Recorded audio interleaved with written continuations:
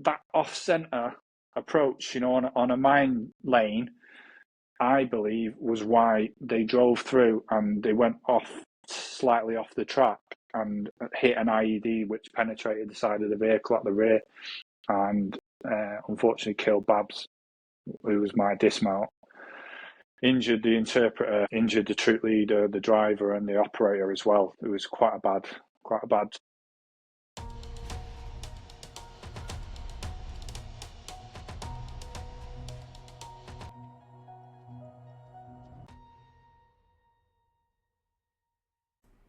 Right, just before we crack on with this episode, just a quick word about our sponsor, KS Civils and Groundworks Limited, based in Leeds. They have over 296 years of combined experience in civil engineering and groundworks. Led by Director Carl Smith, their team is known for honesty, reliability and commitment to the highest safety and quality standards. They're proudly ISO accredited and fully CHAS Elite accredited. No matter the size of your project, KS Civils and Groundworks delivers professional, trustworthy service you can rely on. To learn more, visit kscivilsandgroundworks.co.uk. Now let's dive back into this episode. Hi, welcome back to the podcast. Today I'm talking to Sebastian Edwards-Beech. Now, Sebastian served with the lifeguards of the Household Cavalry on 2 tours of Iraq and 1 of Afghanistan before deciding to leave the military, and we'll get onto that why later. Hiya, how are you doing? Hi, Frankie. Thanks for having us on.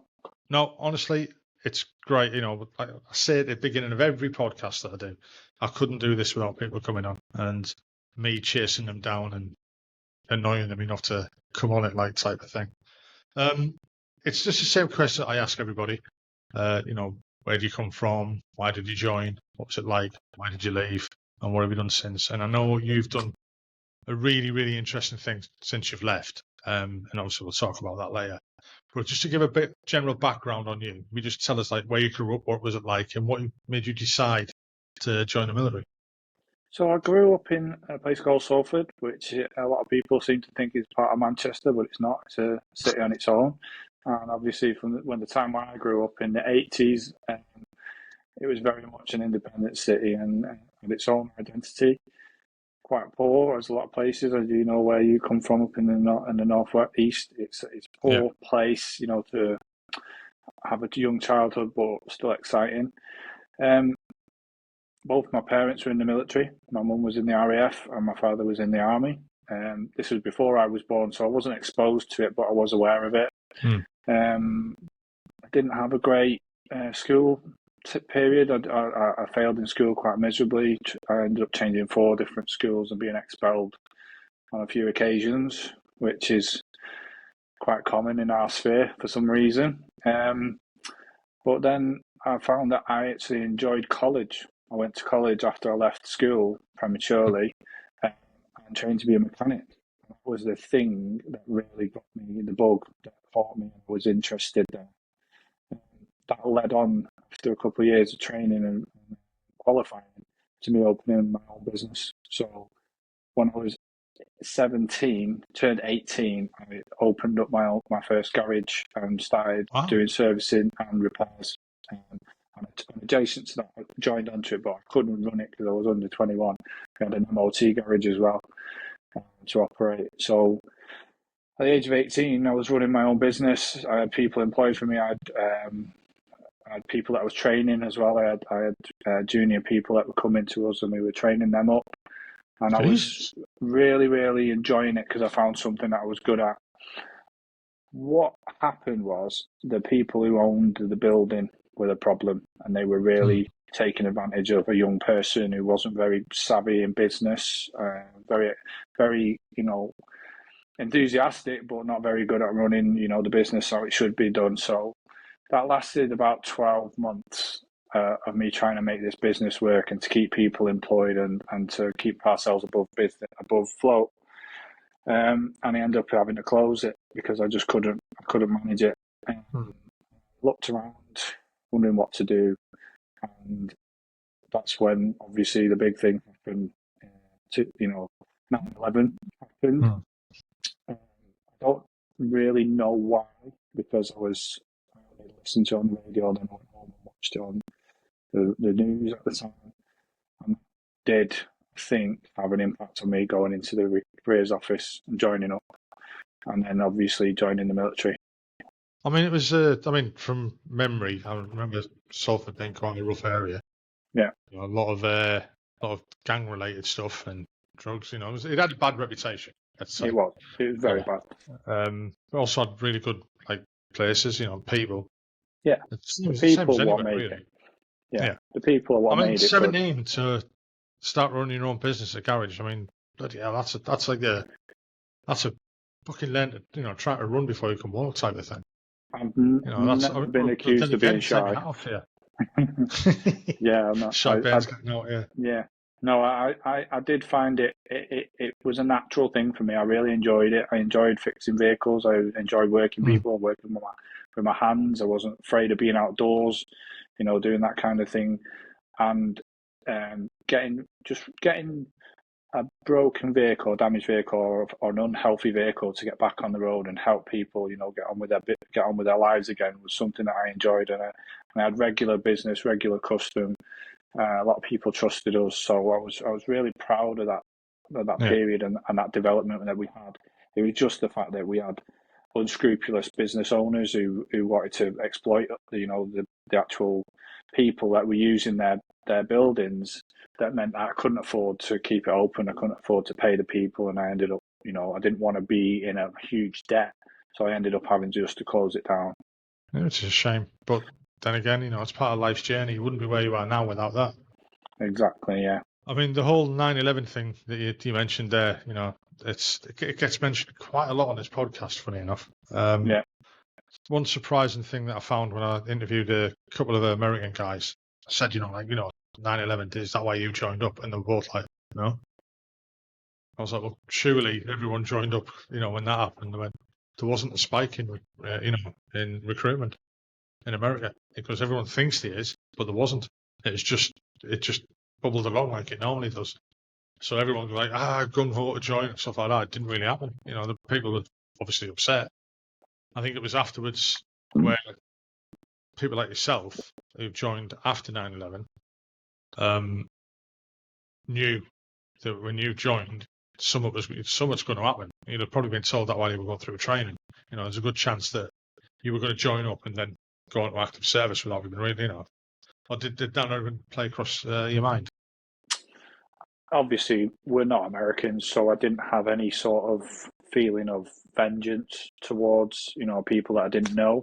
So I didn't feel like I needed to join up and go and fight for people that had been killed, on their behalf or anything. So I didn't really understand anything, and there wasn't anything I can remember because I joined the infantry originally, and went through Catterick, and there wasn't anything there that was saying, oh, when you pass out, you're immediately going to get deployed and go off to the Middle East or anything like that. No, there was nothing like that. It was later on, wasn't it? Yeah. At the beginning, it wasn't very busy for everyone. Then all of a sudden, fucking hell, hit the ground running.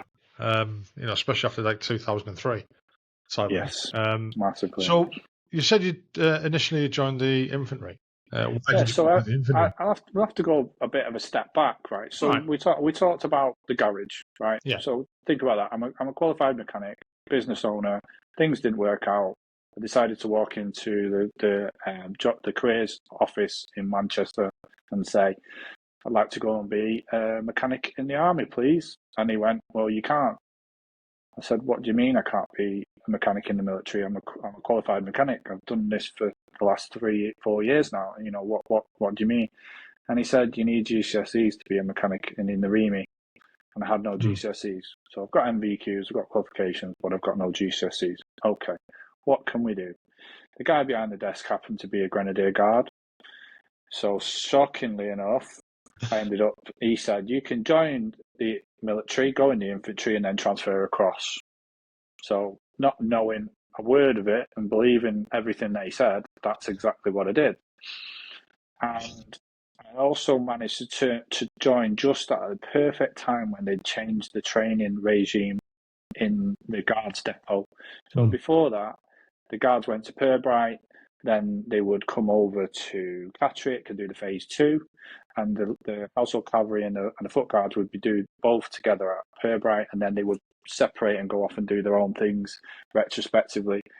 My platoon was the first to do the full 24 weeks training, Catrick complete.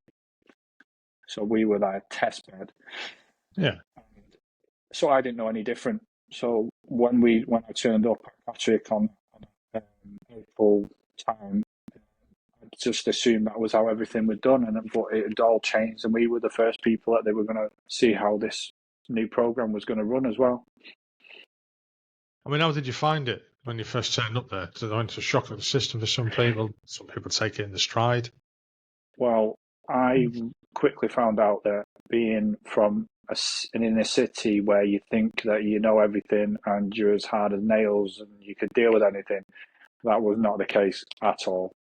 I really, really struggled with it. I did not like it. I did want to leave. I didn't want to stick around and do it, but for some reason, I've got something about me that likes to push through adversity and make it. So I stuck around, and because I was over 18 at that point, and as you know, you only have a short window to decide whether you want to leave or you have to do the minimum service. So I ended up sticking it, and continuing on and completing that. Well, that led on at the end of it. I realised the infantry wasn't for me. I wasn't going to be lugging around, Bergens and tabbing with GPMGs and all the rest of it. So I ended up transferring to a role which was more suitable to me, working with vehicles, which was the lifeguards. Was that an easy process for you, or did they put up a bit of a fight? They didn't put up any fight whatsoever. I think that the careers officer from the Household Cavalry pulled an absolute blinder with me, to be fair, because he said, because I was looking around at different roles from the artillery, from the tankies, the recce, other units, and he said, why don't you just come down to Windsor and have a look at life and see what it's all about? Just come down for 4 days. We'll put you up in transit accommodation, and you just have a look to see whether you like it or not. And I did that. He put me in a room with 4 other lads that were all from the north and said to them, just take him on the piss for 4 days and see if he likes it. Funnily enough, that worked an absolute treat. I mean, to be honest, I don't know that much about the lifeguards. Do you just want to go over their role? Well, they're probably the most. I know a lot of people talk about special forces, but the Household Cavalry is probably the most unique unit in the army. They operate a dual role, a ceremonial role, and a fighting role, an active role, as we would call it.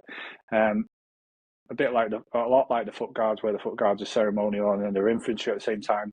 We're a Horse Guards, and we're what was at the time a formation recce regiment. It's now transferred over to be a cavalry regiment with new vehicles, but at the time we were using CVRT. Yeah. And we would be that formation which is much further forward of the battle group and just act as their eyes and ears for an entire battle group so that they could perform their duties. So it fitted with me because I was working on vehicles. There was a lot more dismounted role than a usual sort of cavalry unit like you would with the tanks and stuff like that. So coming from an infantry background, that helped. For whatever reason, they put me in anti-tank role when I first turned up. So it was swing fire missiles, firing guided missiles at tanks and other armoured vehicles, which I really enjoyed. It later transferred over to Javelin. So it was a really, really interesting sort of role, to take part in. I didn't realise it still had swing fire. Yep, I was the last. Myself, A Squadron and C Squadron were the last squadrons to ever use swing fire, and we fired off every single missile they had left. Because that used to be an artillery role. Yeah, we were using it as so. You a bit like with a support group. Like you'd send the 3 saber troops forward, and they would clear the way and find all the enemy and everything, and then the anti-tanks would follow them so they could engage any heavy machinery that they would come across, something that they couldn't defeat. We would defeat that for them, and because we had a 4 kilometre range, we could fire way beyond them to give them cover, so that they could be able to maneuver through the battlefield. And I really enjoyed it. It was just like playing Call of Duty, and everything was all on a joystick. It was so much fun. I mean, how did you find it when actually turning up at the regiment? Then when you've done phase 1, phase 2, and then you rock up at the regiment. I mean, how busy were they then? Were they still at Windsor still? They were based in Windsor. The thing I had to get used to immediately was there was a completely different rank structure compared to the rest of the military, right? So I turned up, and yes, the Guards, the first rank that they have of a Lance Corporal is 2 stripes. So I was used to seeing 2 stripes on junior NCOs, but I wasn't used to seeing a crown as well as 2 stripes. See? Exactly. So I've turned up, and I'm looking around, and every non-commissioned officer's got crowns on them. Every single one, right? Some of them are gold, some of them are black, some of them are 2, some of them are 3, some of them are upside down chevrons. No idea what was going on. And I was calling everybody sir, because I immediately thought they were all like colour sergeants, staff sergeants, you know. But I'm thinking there can't be 300 staff sergeants or whatever on this camp. It's just not possible. So within an hour, I had to ask the question: what does that mean? Why is that 2-striped NCO got a crown above his name? So I found out that it was an honour given to them by Queen Victoria, which meant that they could carry the monarch of the time's crown. But why did they not have any sergeants? I was bemused that this whole regiment did not have any sergeants whatsoever. They replaced all the names of sergeants with corporal. Okay? And my understanding, and there'll probably be some history buffs out there that'll prove us wrong here, but my understanding is that the monarch didn't want any of their lifeguards to be servants to the monarch, and sergeant means servant. Okay? Right, I get that, yeah. So that's my understanding why they changed the title of all of the Household Cavalry was to corporal, was that there would be no sergeants because there are no servants in the Household Cavalry or the Lifeguards and Blues and Royals, as most people know them. So your starting rank would be Lance Corporal, your full screw rank would be Lance Corporal of Horse, a sergeant is a Corporal of Horse, then you've got Staff Corporals, Corporal Majors, Regimental Corporal Majors. There's not one sergeant in the entire unit. You know what? I never knew that. I did 27 years in the artillery. Not that I came across the lifeguards in any point, but I didn't know that. I didn't know there was no sergeants in there. There's not one sergeant. It's the only. I mean, there might be other regiments that call them different things, like we do, like the artillery with bombardiers and things like that. But we're the only unit that has no sergeants in them at all. By That's name, crazy. the rank exists, but the name doesn't exist. I mean, from the outside looking in, I would imagine the Lifeguards is a very bullshitty regiment. It's a bullshitty posh regiment, definitely. Yeah, I mean, when I was in one regiment, I was in 47 Field Regiment, and then that changed to Air Defence, and we all had to bugger off to other regiments, and I was going to the Horse Artillery, which we always used to take the piss out of, saying, bullshit apples brains, and we always had the opinion that this regiment I was going to was like bull boots every day, fucking, it was proper bullshit all the time. And when I rocked up there, I was like, it's not like this at all. It really isn't. We did more bullshit in the old regiment than we did in the new bullshitty regiment. I said bullshit about 6 times there, so stop it. Was it like that for you as well? Yes. I'd say our bullshit meter is higher than the average within any unit I would expect, because on the opposite side, I mean, I focused on the armoured side, which is where I spent the majority of my career. I spent 7 years in total just doing armoured work. But when I did my last year, which was on the ceremonial side, which is all about the horses, that's all about doing duties with the Queen at the time, that was ridiculous bullshit. That would be 16 to 18 hour days of looking after the horses, cleaning the kit, getting ready for duties, doing duties, then your post duty work, which is getting out the horses turned down, getting all the kit re-cleaned and getting it ready. But the amount of stuff and the cost of it as well, I believe in the region of £15,000 per person for all the kit that each person wears, including, and a lot of it is so old as well. You're talking hundreds of years old, some of these things. So they're hard to replace as well. You know, it's such a, but even down to the training of it, you go through months of learning how to ride a horse. Then you learn how to ride a horse with kit as well, and then you have to pass all of those tests. So it's like me going back to basic training again as a well, because I was a full screw at the time when I did it.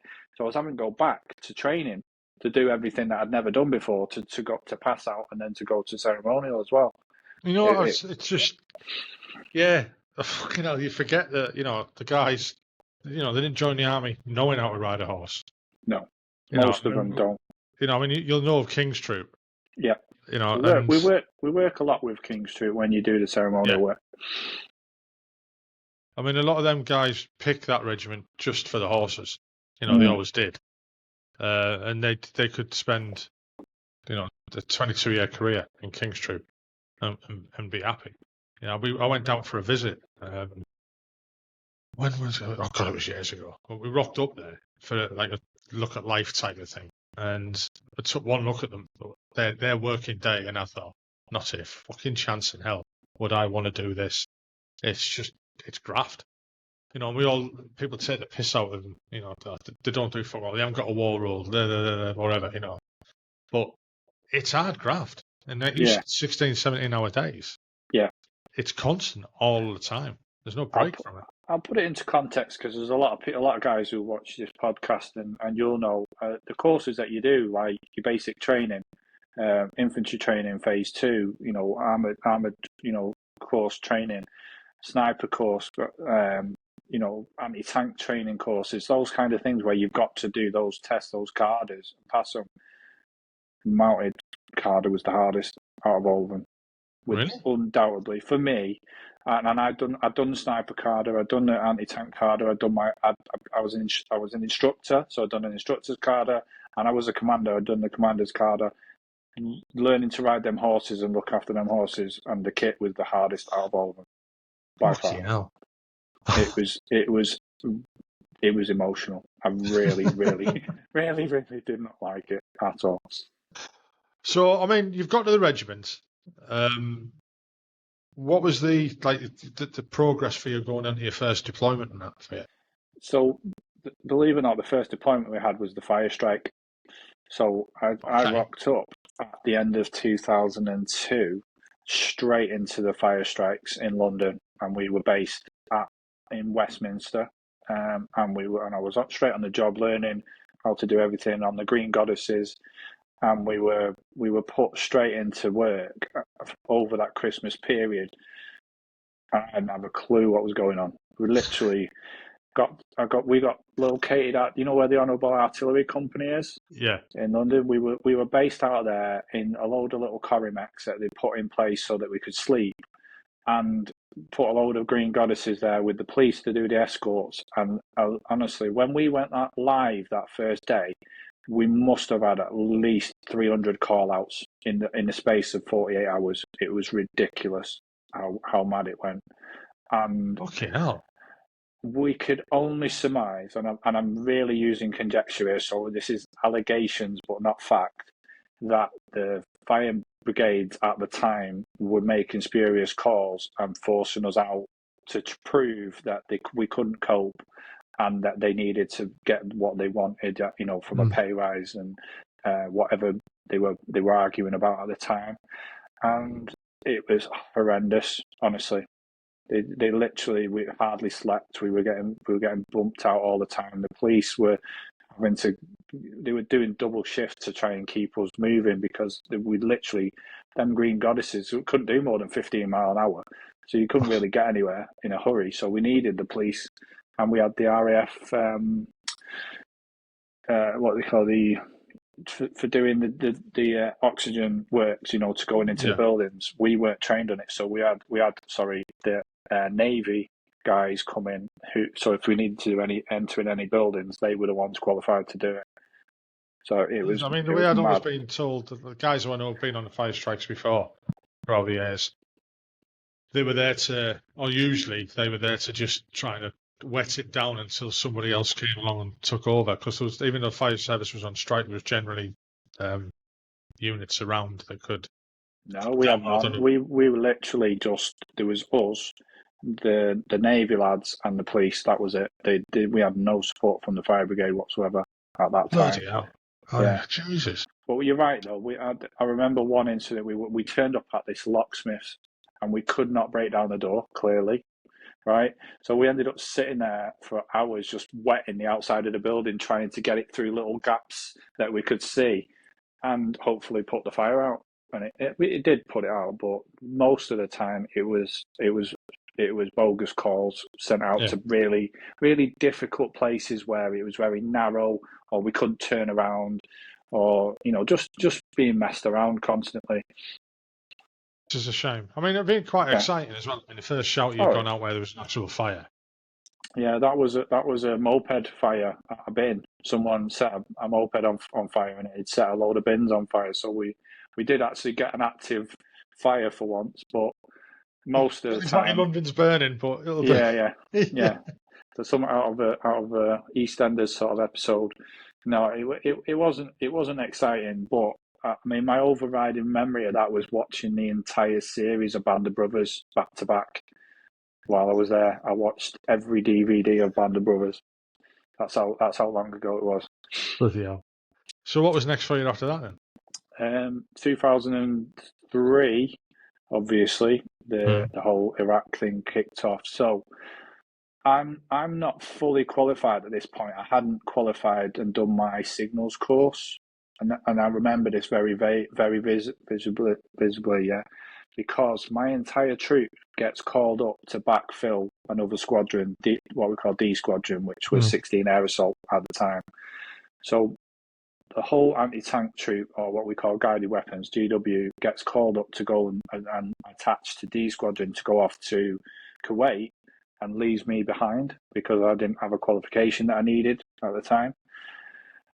And I ended up making sure that all the vehicles were ready, getting them kitted up, getting them fit to get transferred onto the boats and then sail all the way around to the Gulf, and then get left behind. I was furious with that because I wanted to go with my lads, with all my mates and everything, and go out there and actually do what we're trained to do. But there was absolutely nothing. What I tried, I asked the question, I pleaded for it, but nothing happened. And I had to sit there and, in radio silence because I couldn't get any communications to what was going on and to see what was happening. Until we got one of them calls to bring everybody in to the gym and tell us that something's happened. And we were told that we'd lost a couple of our guys to a blue on blue. And the only thing I could think then was it any of mine? I didn't want to lose my best friends, who'd gone out there. I hadn't. You just kind of pray that it wasn't them. Unfortunately, we had lost people, but I was glad in a way that it wasn't anyone. He was a good friend of mine. I mean, I know what it's like getting left behind like that. We had, friends who couldn't deploy, and were told they couldn't deploy, and they just wanted to deploy with us. And I was speaking to them after we got back, and they were just like, it was shit. Being stuck back here on rear pie, when news lot were out there doing the job that we were supposed to be doing, and they wanted to go out. I can really, really understand the frustration and the annoyance of being stuck on a rear pie like that while it's all happening. And like you say, you want to be out there doing the job that you're trained for.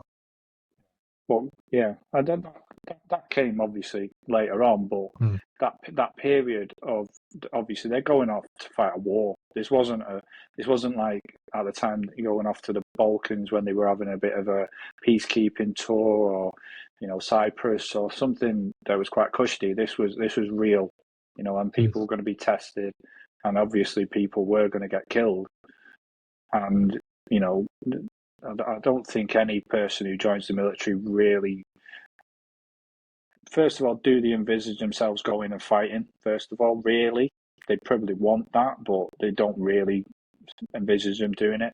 But when it does happen, I think they actually do want to test themselves, and they want to see whether they're capable of doing what they've been trained to do.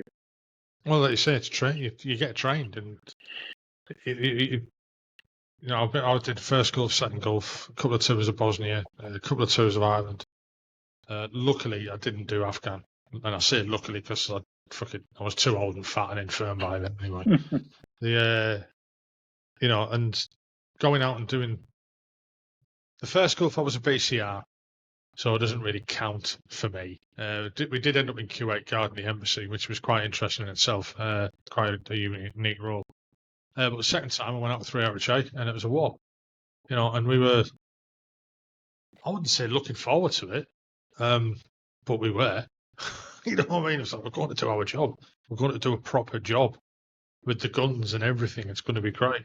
And then that day that we seen the UN leaving the border, it kind of hit home a bit more. Because we'd been out there for ages waiting in the desert.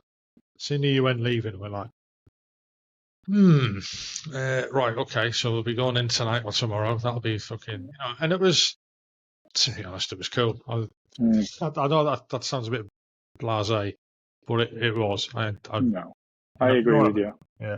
I totally agree. So, when they've come back from there, you mentioned there about the blue on blue. I can't remember that in the back of my mind. Yeah, so everyone knows about the A-10s, which sadly attacked some of the lads in one of the other troops on that day. They clearly didn't identify friendly from foe, and they were not on the right lines as well, longitude, latitude. They were in the wrong area, and the A-10s got clearance to say that this was enemy.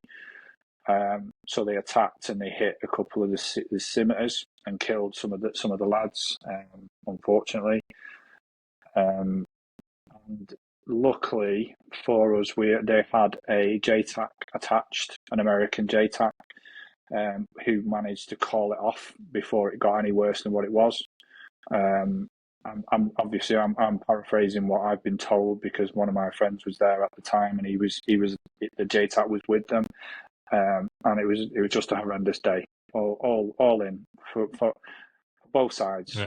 The Americans are going to be devastated, the fact that they've gone and killed some of their friends, NATO allies and things like that. But for the guys on the ground, I remember one of our guys, he won a George Cross because he tried to jump onto the vehicle and pull his friend out who was burning, and he got injured himself. So there was a lot, it was a bad day. It was a really bad day. And obviously being here and not knowing what's going on, and all you get is you told what you told. You don't know who it was, what happened. So you just think the worst. You really do. The rumour mill gets worse and worse. And all the pads and all the rumours that go around all the families and everything, it's horrible. It really is horrible. That's the other thing that people don't appreciate. Anyone who's listening to this who's from a military background will know what I'm on about. But from a civvy standpoint, they forget. You see all the war stories, you see the stuff on TV, you listen to the podcast. You forget that behind them people, there's a family somewhere.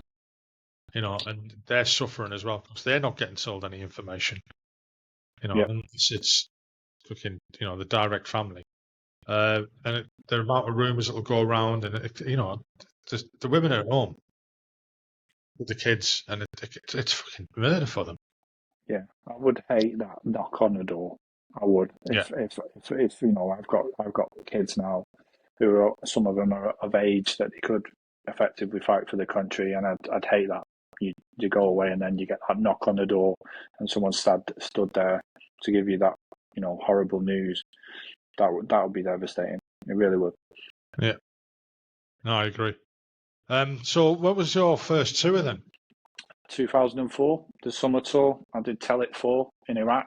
That was at that point. I'm pretty glad in a way that I spent that 2 years of doing training and working with all of the guys that squadron that I was with, A Squadron, Household Cavalry, because when we went out on that tour, we were fully ready. We had all of the things that you need to be able to understand and work with each other, and had all the equipment and the experience behind each other, because although it was a really kinetic, difficult war, I call it a war because it was more of a war than a tour, in my opinion, that 2004 period, especially with Basra and Alamara, where I was. Nobody got injured and nobody got killed. So I was really happy, everyone came home, which is the best thing. I mean, it's like, I've mentioned it on nearly every podcast. We went over there 2003. We thought we were doing well. We didn't really think about it. We were just told to go. It's your job. But you thought you were there doing good. We're looking for weapons of mass destruction, wherever. And the people, I remember the people when we were, in Basra, and they were glad to see us. They were over the fucking moon. There was a subtle change. Yeah, there was a subtle change in that summer.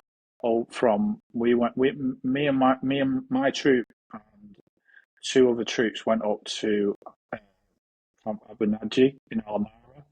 We were part of that northern battle group with the PWR.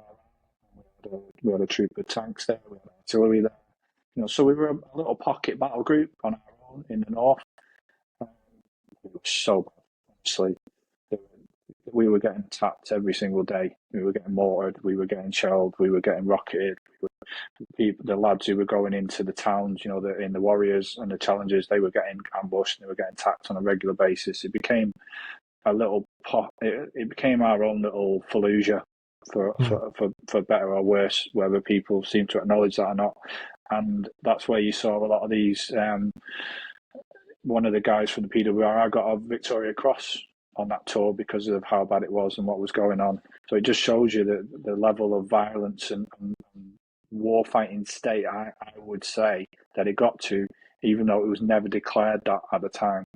In fact, I believe for the first 6 weeks that I was there, we were put on a blackout. We weren't allowed to talk about it or send any news home, because they didn't want to make it appear that it was as bad as what it was.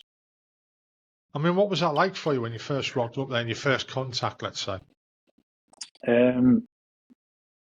So I'd say we called it, we thought it was like what's it called, where you get a long drive, the drive of death. We thought it was Operation Suicide, to get up there, because we had to transition from Basra all the way up to the north with all our vehicles on low loaders. So we were expecting to get blown up on the way, which did happen. There was an IED on one of the trucks, but luckily no one got injured. And then we got in and set up, and we were just expected immediately to go out on a nightly basis to try and catch all of these mortar base plates who were kept firing at us. And I'll be honest with you, we never found a single one, not at all, because they were just too clever and too able to spot where we were going and what we were doing. So it ended up we'd go to sleep in the daytime and try and catch them at the night time. Well, then every single day during the day, we were getting rocketed and mortared and everything. So for a good 3 months, we lived underground in bunkers and then manufactured sort of Hesco-Basium sort of container things, just so that we could survive, because it was that bad. People don't realise that that old World War II kind of trench warfare, we were living in the desert on a daily basis, having to hide, so we could just survive during the day. One of our guys, he got hit with a bit of shrapnel. Luckily, it wasn't sort of critical or even that bad, so he ended up just cracking on. We did have a few IEDs, but luckily at the time they weren't very sophisticated. So they didn't activate properly, or they didn't, injure anyone. They exploded away from us. So we weren't getting many contacts because we weren't the ones going into towns. We were basically skirting around the outsides and trying to stop any interdiction, trying to catch anyone bringing stuff in, like you said, from the border. But we weren't going into the towns and fighting against all of the insurgents at the time. I mean, fuck that. You know what I mean? No, it's like, not in the vehicles we use. That's what a lot of people think about, and I'll talk about what happened obviously in Afghanistan. But you've got to use the weapons you've got in the right way. And effectively, we're not tanks. You don't send a CVRT into a town where it will just get turned into mush, because it can't traverse quickly enough to cover itself, and its armour's not thick enough to take an RPG or even anything like a large caliber machine gun, Dushka, 50 cal, something like that. That's not the role it's designed for. It's not designed for that. So we were, thankfully, we were used in the right way by the battle group, which was to keep us outside and try and use our optics to find things and to locate things and to tell them where to go and to do stuff. But it was so difficult. The guys, they were being trained by the Iranians at the time. We were well aware of this. They were using jamming equipment. They were stopping our radios from working. They knew where we were going. They were trying to set ambushes for people. The tanks and the warriors were doing a lot of the heavy lifting, so I've got to give them credit, because they were going in and out of the city. And it was around that time where we had the big Danny Boy incident as well, which happened outside Majar al-Kabir. We were involved in that one. We were absolutely part of that. For anyone who doesn't know, and give me a reminder, because I've been out quite a long time now. Do you just want to go over what that was? Well, Danny Boy, I mean, there's been a film made about it. There's been books written about it. And obviously, that led to all of the historic allegations that came out around Iraq and, executing Iraqis and so forth.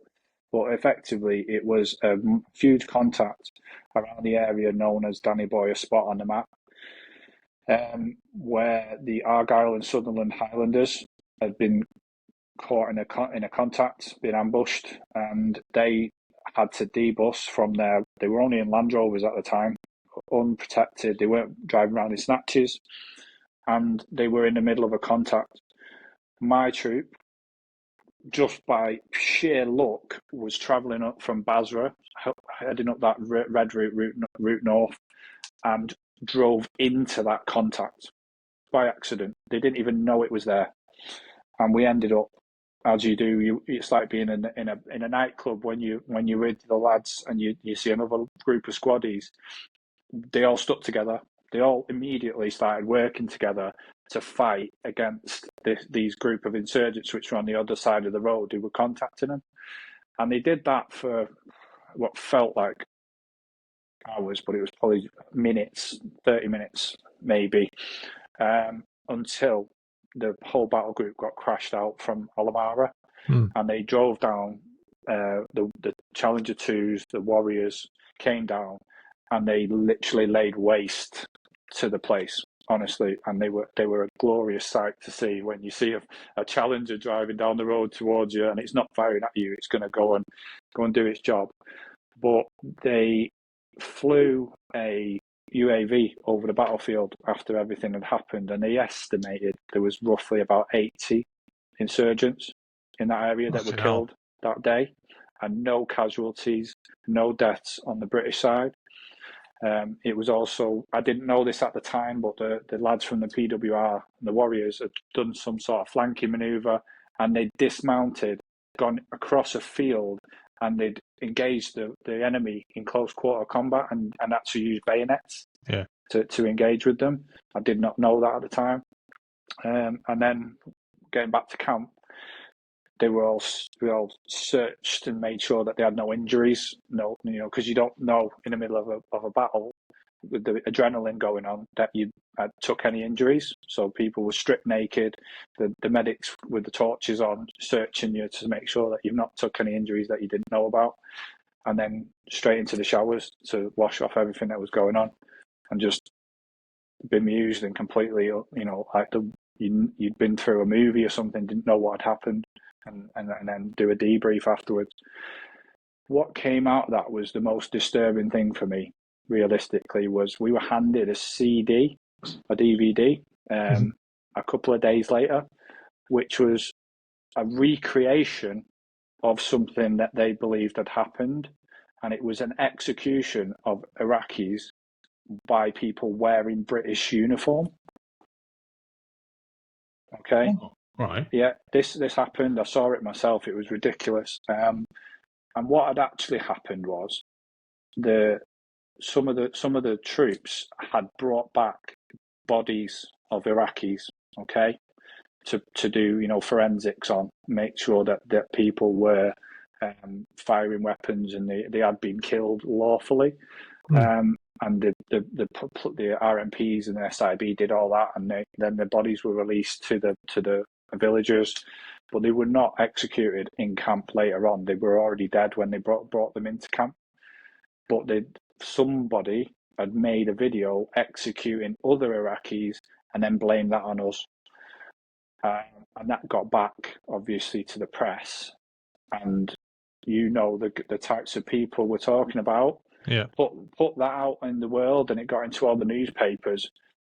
And honestly, you've never seen anything like it in your life. The sentiment and the hatred towards us was unbelievable. It was unbearable. And the way that the local population turned on us, thinking that we'd executed people, and that really set off a chain of events that spread all the way through the country and ended up down into Basra, which started off that summer of real warfare and insurgency that they experienced. And there was a lot of kinetic warfare going on down there as well. But it all started with that massive event. I mean, it also brought on, the false allegations and the inquiries, years later that were obviously found to be complete and utter bollocks. Yeah, I can't remember the name of that law firm, but they're not practicing anymore because he got debarred. He got debarred. Yeah, but my troop 3 bar, as we call them, troop court of horse, they were brought in and interviewed, and they had to explain what happened on the day and give evidence, and that went on for about 10 years. Yeah. Afterwards, it was ridiculous. And you've got the historic allegations going on. Only recently in last Northern week. Ireland. Yeah. Last week, Soldier F being found not guilty. Yeah. Where do you draw the line? Well, that's what we're thinking now. Are we going to be the next Northern Ireland? Are we going to be convicted for the next 40 years? I'm really bad with names, but one of my guys was one of the guys who was taken to court in Northern Ireland and sadly passed away before he found if he was innocent or not. But I don't want to be that person in when I'm 80, 90 years old, still going to court to see whether we did anything wrong when we were ordered to be there and ordered to do that. I know, and it feels as though, the political masters, let's call them, the ones at the moment, I don't want to use choice words. I don't want to get my fucking YouTube channel banned or the police knocking on the door, because you can't say a lot of things nowadays, you know what I mean? No. They don't seem to have a spine anymore. They pander too much to other people, to other organisations, to historic ones, without mentioning too many names, type of thing. But it's also going to say that it puts people off joining the military. I'm not too sure about that, because again, a young lad joining the military doesn't think that far ahead. No. Most of the young lads in the army don't think that far ahead. They're going to think of the weekend, and fucking if they're going to get drunk or a shag, one of the two, or both. Mind you said, have to be drunk to have a shag. So yeah, some of them, yeah. Have you been out down Newcastle? No. Once or twice, yeah. I was up in Catterick near the Darlington, so yeah. Yeah, some nice place, Darlington. Yeah, I'm from Hartlepool originally. We don't get on with people from Darlington. No, I get that. It's a sad state of affairs that, especially for veterans, we've seen it, we've done it, we know what could be the outcome, type of thing, when people start inquiring about what this happened, that happened, and it's people out to make money. It's not you do get. Let's call it the way I see it. So, Bloody Sunday. I know them families want an answer, all right, but I don't think there is an answer. It happened. The brothers thought they'd come under fire. Some people say they did. Some people say they didn't. I've spoken to people who said they definitely did get shot at. And I've spoken. You read things. It depends which side of that divide you're on. But For certain people, they do need an answer. They're not going to get one. For a lot of other people, it's a money-making scheme, as it's been proven in the past. Yeah. It's just about people making money out of somebody else's misery. I 100% agree, and I think you need just to take the money away. If a family and the Crown Prosecution Service in Northern Ireland or in the UK, in England, feel that there's a case there to prosecute, I think they should, and I think wholeheartedly that if any member of the armed forces commits a crime, that they should be prosecuted. But I don't think that they should be hounded for the rest of their lives if they're found to be not guilty and they can't bring any further or new evidence to the fold. Should not happen. And I think in some ways, without any subsequent evidence being proven, there should be a statute of limitations as well. You know, they should not be going for 40, 50 years of worry to think I've done nothing wrong. Why am I keep getting letters and getting hounded? So I'm hopeful with what Al Cairns has brought out recently. If that's viable and workable and it's legal and it's not going to cause detriment towards ex-service members, that this new framework will work. I hope so. I'm not a legal expert, but I'm hopeful. He seems like a genuine guy. I've met him not long ago, so I'll put my faith in him until he proves me wrong. At the moment, that's all you can do. That's all you can do. I mean, that's you've gone through that on your first tour. That's going to have made you grown up quite a bit. Oh yes. I think how did that tour alone affect you? That's where I think the problems all started with me. Was 2004 massively, because 2005. So we're fast forwarding at least 6 to 8 months now, and everything started going wrong for some reason. I don't know why. I couldn't put a finger on it and say that is the reason. But I started drinking quite heavily and going out all the time. I was having real problems with relationships and things going on, and I just couldn't handle any sort of pressure, stress people, just simple things, right? You last minute, you're on guard, you're going on this weekend, and I'm like, am I fuck? I'm not doing that. It's not hard. Who's the one that's jacked on the guard so that I have to do it, and so forth. And I did do it for a period, and then I just broke, and I ended up going AWOL, and I ended up going home because, that's your only safe haven that you've got is, try and go back to your parents and your family and try and find some sort of security. Obviously, going AWOL in the military is a really bad thing. You should never do it, and it's not something that you should condone or anything. But the way and I'd say the way that my unit handled it was poor, to say the least, because I was clearly in crisis. There was something going on, and you'd got this soldier, and I'm not saying I'm perfect by any shape, but the way that I progressed through my career in the military, you'd think that guy's on a good trajectory, he's doing well. So what happened? Why did that thing happen? And they never asked that question. They never even bothered. And I was lucky that I didn't get sent to Colchester because they decided that it wasn't deemed that, and I ended up getting ROPs in camp and getting put on all the duties and getting fucked around as much as they could possibly do. And I thought, you know what, I don't know why you just, in hindsight, I needed to go and speak to somebody. I needed somebody to investigate what was going on, because that didn't cure the problem. It just made me fester and be a bit resentful towards them.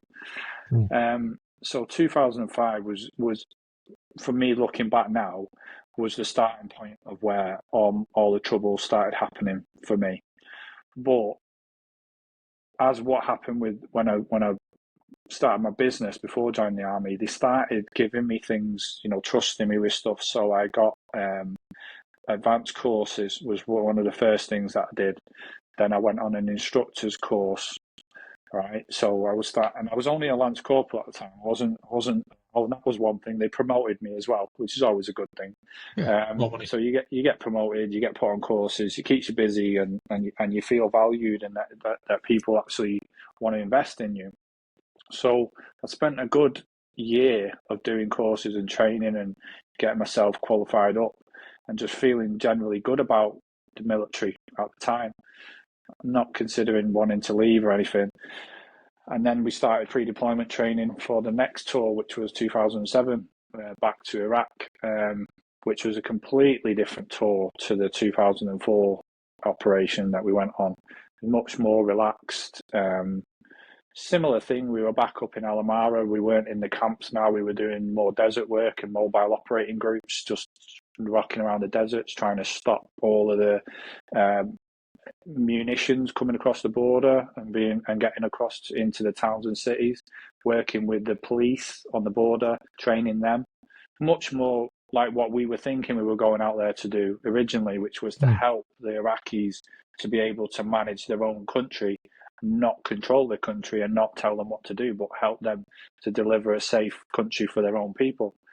But the same problem still happened. They were still attacking us. They were still mortaring us. We had a few injuries on that tour from not so much IEDs, but accidents was a big one on that tour. We had a couple of people injured quite badly because of the vehicles rolling and things like that and crashing.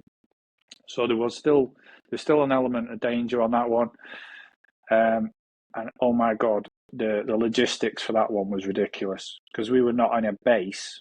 We had to take everything with us. So all of the trucks, all of the fuel, all the food, all the water, everything had to go wherever we were. And it was not viable because I remember on one occasion, we all went down to like only having one bottle of water a day because we just couldn't get the amount of logistics out to us. It just that's not good in a fucking desert. It's not when you're in 50 degrees in the middle of nowhere, hundreds of miles away from everyone.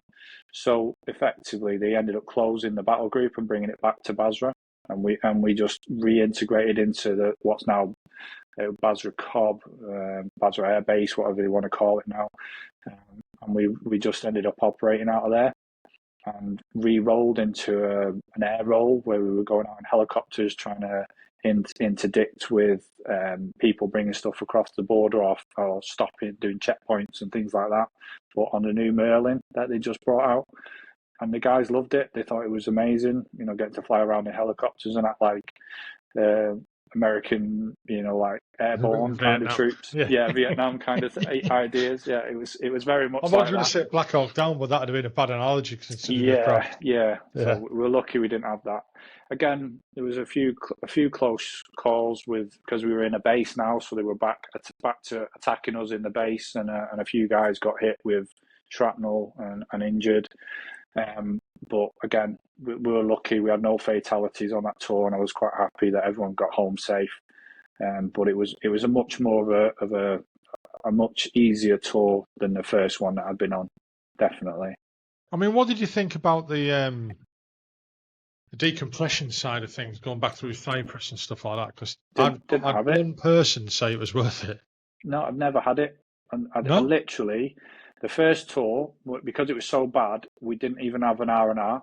So the 2004 one, they drove me across the border into Kuwait, and I went to Kuwait City and had a few days at one of the American camps and then went back. I didn't have an R&R on that tour. And then on the 2007 one, they just flew. I got flown home a little bit earlier than everyone, and I never went to Cyprus. Just expected to crack on when I got back. Yeah, I didn't. I did go on a course when I got back, so it might have been the reason why I didn't do it. But I never did at that time. I didn't go through Cyprus and do any decompression. I mean, everyone I've spoken to who's done it just said like it was just a waste of space.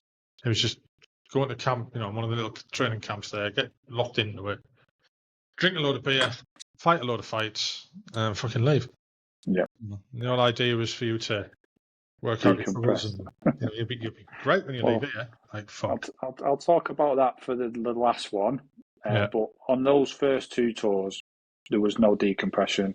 The first one, just harking back a little bit, because people don't realise how unpopular the Iraq conflict was.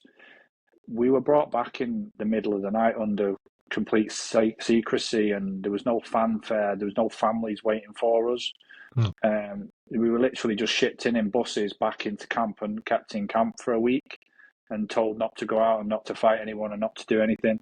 It was nothing like what you'd expect. You were literally just hidden away from the world because it was so unpopular at the time.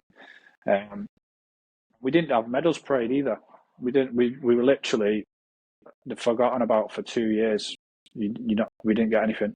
I ended up going into my clerk's office, and a guy just handed me a box with my medal in it and said, "Sign here. That's yours." And I opened my medal box, and it was a rusty medal that they had sat in a box somewhere for 2 years. Fucking hell! I mean, my first medal was Northern Ireland, and I got that threw at me across the Battery Barony accommodation. There's your medal. Thank you very much. I'd rather have had that than go into the clerk's office and said sign here, and then I opened my box and it's a rusty medal. That was fucking depressing. Do you know what I mean? Yeah. Imagine. I can imagine. I mean, coming back from that second tour, you've come back early. You've gone on a course. You wouldn't have been able to integrate with everyone else when they got back either. No, what they did, they brought me and a couple of the lads back because there was no need for us out there. We were just being extra bodies to do roles that they thought we needed to fill. So they brought back all of the guys who were due for a promotion to go on our commander's course. Okay, so me and a few of my mates come back. We went straight into a pre-commander's course CARDA with another unit because our unit wasn't there. We had to go to another one, and they did all of the pre-training and get you fit and get all your skills back up to standard and everything, and then go on to do my commander's course for about 5 months. So effectively, that 6 months. So I did the 2007 Iraq and then the 2008 Afghanistan tour. That middle bit, I was on a commander's CARDA, and then deployed straight away out to Afghanistan with a different squadron. So you didn't even really have a break then either. I had no post-tour leave, no pottle, no R&R, and no decompression between tours. I mean, that's going to fucking piss you off anyway, straight away. Yeah, massively. Not aside from affecting your mental health, it's just going to fucking piss you off. Yeah, I mean, it really is. I can't really say nothing. I was literally just bounced one tour back to back. I mean, I've had a year I had 1 year like that in 1995. Course at the beginning of the year, then an exercise where we got warned off and we might be going to Bosnia, and thinking it's not going to happen because we were going to get attached to another regiment. We got back on a Thursday night from an exercise in Jamaica, which is a fucking good exercise. Not. That was on the Thursday night. On the Friday morning, we got the weapons out of the armory to clean them up. As you do, clean them, put them back in again. And the battery commander drove past me and said, "Where are you going with that?" I said, "I'm going to put it in the armory." He says, "Take it to the guard room and go to Bosnia on Monday morning." And I'd only been home for about that year. I think I'd only been home for about 3 or 4 weeks. So I had to go back and tell the missus, sorry, I've got to pack my kit. I'm going to Bosnia on Monday morning. And I was gone for the rest of the year. So, I mean, that's the only time I've had a bad year like that. But you join the army, sometimes you have to, you put up with these things, but you should get looked after as well. And I don't think I was looked after properly on that period, but I don't think anybody had a choice either. It was like an emergency tour that we went on because taking artillery out. This time was the first time, so when I think back, it really pisses me off, to be honest. So I can understand how you're feeling about that. Yeah, no, I suppose at the time I wanted the course as well because I wanted to do my commander's course. I wanted to get that extra stripe, and I wanted to get that qualification as well because that's ultimately within the role that I was in. That's the ultimate level that you can be within a troop before you move up and do like a more senior job like a sergeant or other. So to get your commander's quals and get yourself in that position, and at that time I'd only done 6 years. I'd made it to full screw, so I was a Lance Corporal of Horse. I'd had all my qualifications, including instructors, up to that. So as a Lance Corporal at the time, and going to be made a full screw after I completed the course, I had more than most people that had been in the regiment for 12 years because I'd been so good and so, and achieved everything and got, distinctions on courses and so forth. So I was doing really well and I was enjoying myself. And then obviously the Afghan tour came on and sort of changed everything, completely flipped everything. I mean, you mentioned you'd done a sniper cadre as well. Yeah. For some reason, I don't even know how it happened. They just called up the regiment one day and said, "We need your snipers to come down and do this cadre."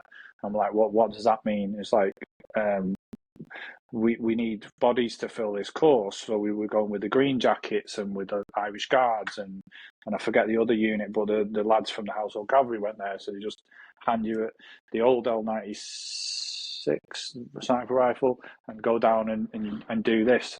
I did not pass it, so if anyone says that I'm a sniper, I did not pass it. It was fucking dog shit, and I hated it. However, having the ability to be what then became a sharpshooter later on just meant that I could work with a sniper and use the weapon system because I was trained on it. I just didn't complete all of the other stuff, the stalking and the ghillie work and doing all of the range work and that. I didn't do it.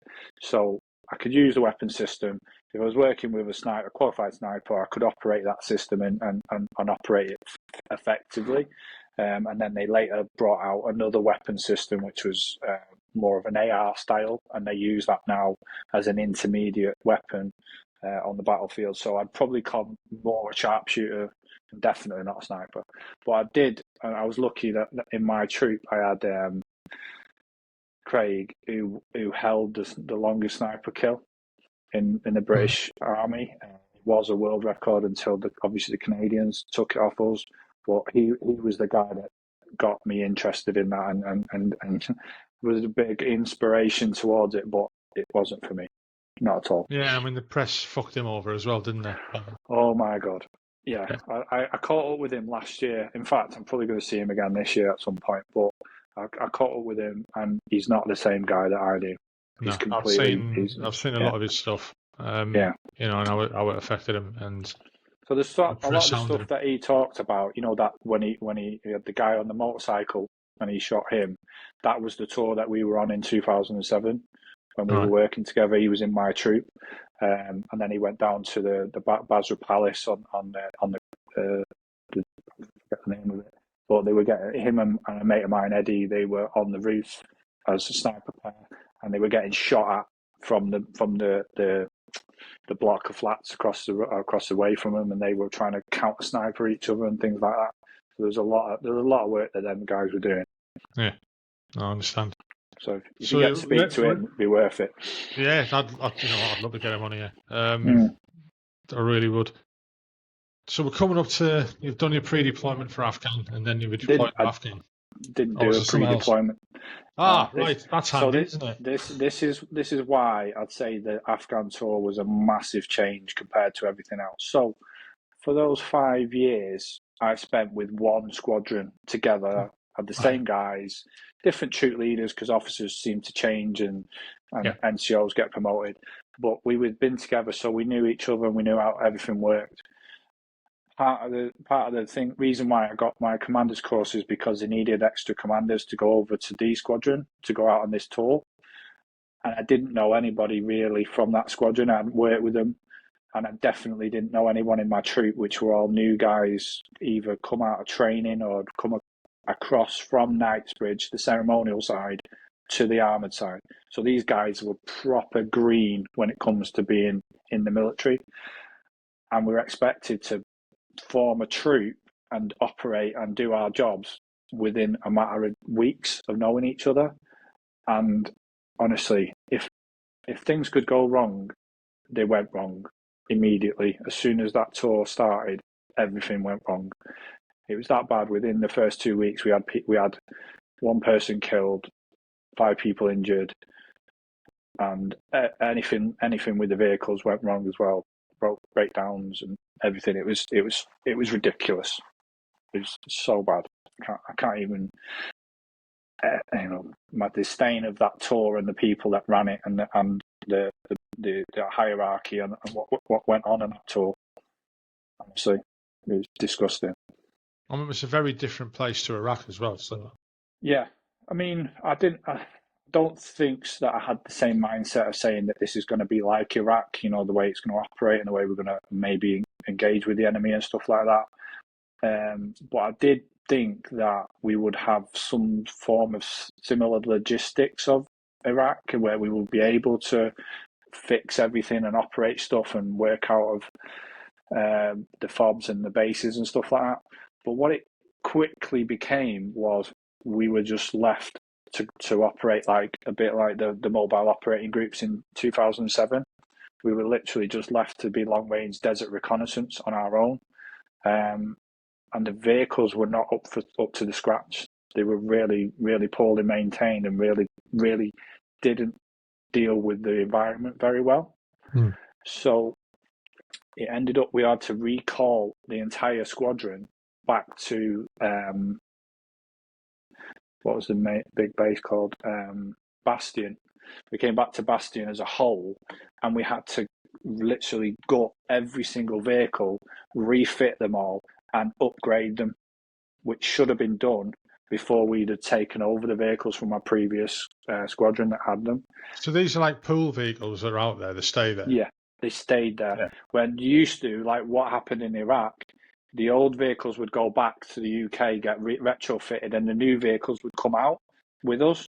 That didn't happen. We ended up taking over from the troop that was the squadron that was out there, which was also one of my regiments, by the way. So they shouldn't have screwed us over the way they did. And we ended up having really bad mechanical failures and issues throughout the whole beginning of that tour. We didn't even... We left Bastion and we covered 80 kilometres in 2 days. It was terrible. You think about the distance, 80 kilometres is what, 60 miles or something like that? We couldn't even move 60 miles in 2 days because of how bad the vehicles and everything that went wrong. Fucking hell. I mean, it's not as if you can just fix it on the side of the road either, is it? No, we literally ran out of all the engines, all the gearboxes, tracks, wheels, brakes, you name it. We expended all the resources that they had in theatre and had to fly out new stuff because it was not fit for purpose at the time. I mean, was that also a case of the vehicles getting old as well? Yeah, they weren't designed for that environment. Yeah. So we had, I don't remember the company that did it, but they came out with all new stuff. So we had new air filters, we had new gearboxes, upgraded engines. We even fitted some of the vehicles with they weren't aircon, but they were like blowers, so that you could have a bit of cooling air inside the cabins and stuff like that. And we had new turrets fitted on some of the vehicles, like the Spartans got a new cupola fitted to it, which was really Gucci. But that should have happened before we got out there, and they should have been all fixed and retrofitted beforehand, because it just added to the cluster that I went through to get to that point and how disorganised it was just continued in theatre, and it made us look like a bunch of fools to the battle group that we were with, because we just couldn't do our job at all. We were like, I think it was 5 Scots we went up to, and they wouldn't let us inside the fob because they just decided they wanted to be arseholes to us and made us wait outside. It was ridiculous, honestly. So much things that went on that tour that I'd never experienced before. I mean, fucking hell, that's out of order. Yeah, it was. But apparently it was tit for tat, because my previous squadron that had been out there for my regiment did it to them. So they did it to us. It was a bit like, you screwed us over, so we'll screw them over. And I was like... Yeah, but I mean, that's all right doing that piece. But that's child's play, isn't it? It's child's play. Yeah. When you're in that kind of theatre, it was just ridiculous. They literally made us wait outside the fob in the open while they were all inside for days. I mean, once the vehicles were kind of sorted, I see inverted commas, I mean, did it improve any? Did you go out and do your role properly? Yeah. We were rolled to go north in the AO, and they ended up re-rolling us to go really far south instead. and we linked up with the US Marines and the PWRR again down south, and we ended up doing like patrols along the border to try and do that interdiction of any munitions and stuff that were coming across the border again. So kind of using us for what we were good at and what the vehicles were capable of doing. They also introduced them new Jackal vehicles at the time. Yeah. So we had like a split squadron then of half of CVRT and half the new Jackal. That helped a lot because it allowed us to do. I'm not comparing us to the SAS of World War II in North Africa, but it was far easier to use those vehicles for that long range desert work than it was to use an armoured tracked vehicle. You know what I mean? So was the Jackal's really good kit with it? To a degree, yeah. They're very good at crossing the terrain out there. They're very fast as well. You know, doing nigh on 80 mile an hour across that kind of countryside is ridiculous. In fact, it takes some balls as well. Yeah, it takes some balls. I sat on the top of one of them getting took back to Camp Bastion on my turn to go out on R&R, and we literally got back there in like an hour. It was ridiculous compared to the start of the tour where it took us 2 days. Yeah. Do you know what I mean? That's how much improvement they were. But yeah, they were a good bit of kit, and they were brand new as well. Not as protective as what I'd like though, unfortunately. Yeah. And do you want to talk what happened next now? Yeah. So if I go back to obviously the first 2 weeks, we had an IED strike. We were clearing a wadi, and I don't know what happened because my vehicle had broke down, and I had to cross-load 2 of my lads onto 2 other vehicles. I put Eddie again in, who's for some reason we're always on tour together. So Eddie went into one vehicle, and Babs, he went into the troop leader's vehicle, and then they went down to a 3-vehicle convoy instead of the 4 with me because my vehicle decided to blow its engine. And they went through a wadi, and they were clearing it with the Barmer teams, and for some reason another troop went round for the north and decided to clear the route backwards. So they were coming in towards each other instead of doing it all the way through like we were trained and we should have done. And that off-centre approach, you know, on a mine lane, I believe was why they drove through, and they went slightly off the track and hit an IED which penetrated the side of the vehicle at the rear, and unfortunately killed Babs, who was my dismount, injured the interpreter, injured the troop leader, the driver, and the operator as well. It was quite a bad strike, and I knew because I was in like the LAD section, you know, with the REME and everything, and I saw the cloud of smoke like a nuclear bomb went off, and I just knew something bad had happened. I mean, that must be, you know, not only sad for what happened, but really frustrating for you. Yeah. You know, that you're not there to help. I think there's a lot of elements to that which are frustrating and tragic and everything. I blamed the squadron leader at the time, and still do. I don't really care. He can wear it because he pushed people through to hurry up. He wanted to get through because the mission wasn't going as he wanted. We constantly delayed because of all of the faults and the breakdowns of the vehicles and things.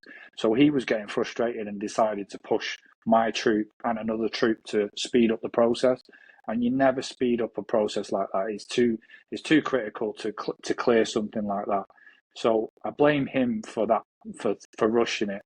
And obviously a tragic event happened, but it was, and this is one thing I've had to learn to live with, is I feel survivor's guilt because I put those guys in that position. And with Babs especially, he had 2 little boys, right? And they looked exactly like him. He looked like he had 2 little twins of him.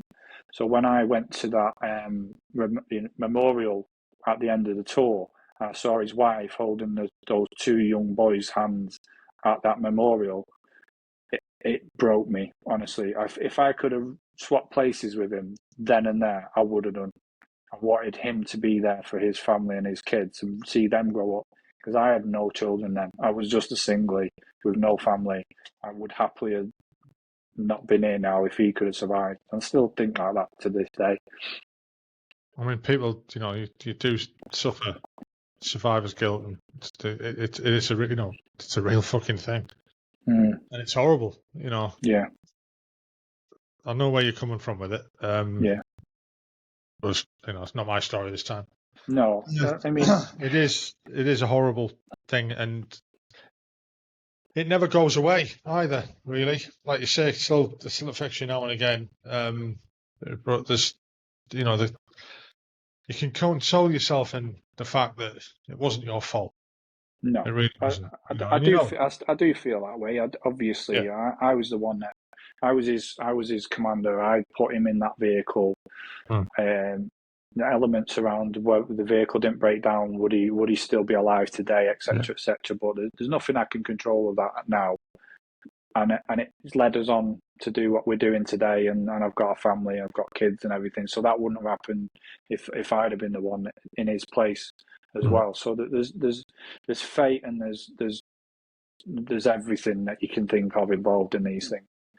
Yeah, I mean, to be honest, I've heard it mentioned lots of times when talking about conflict. There's elements of fate if people believe in fate, but to be honest, a lot of it's just luck and unlucky. Wrong place, right time, right place, wrong time, whatever. It's down to luck. I don't really believe in fate. I don't think everything's written down before us. At least because if it is, somebody's wrote a really bad book about me. It's luck and being unlucky in the end, really.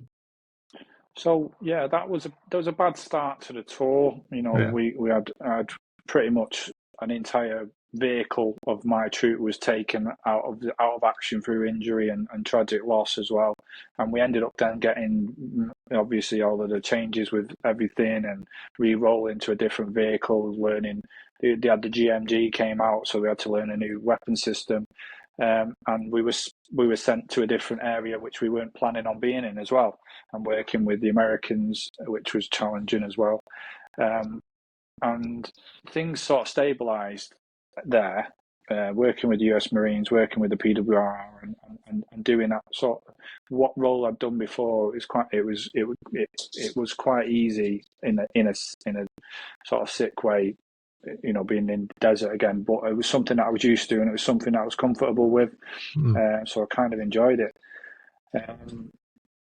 It was more fun to a degree with obviously the way that the Taliban worked compared to say the insurgents in Iraq, because you were guaranteed that if you stayed in one place for too long, that something was going to happen.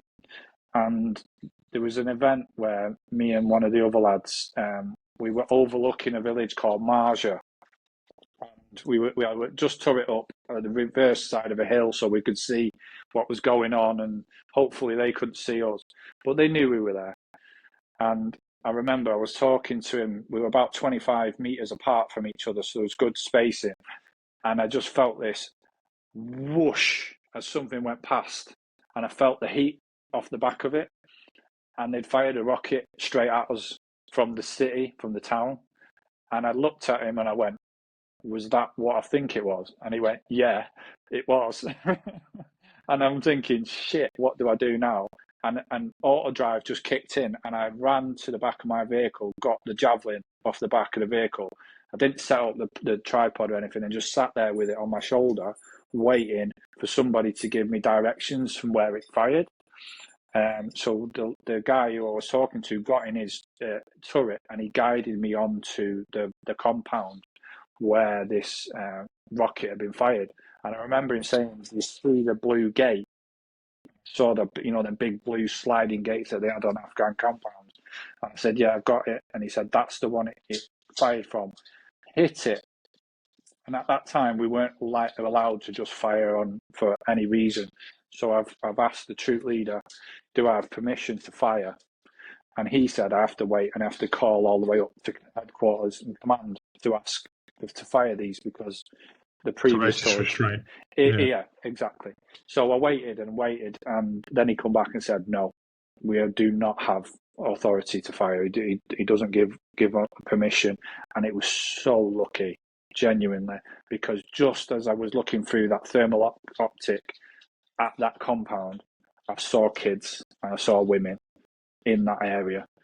So if I'd have fired, there was no terrorist there at that time. It was just a family that was in the compound. So we would have killed just innocent people.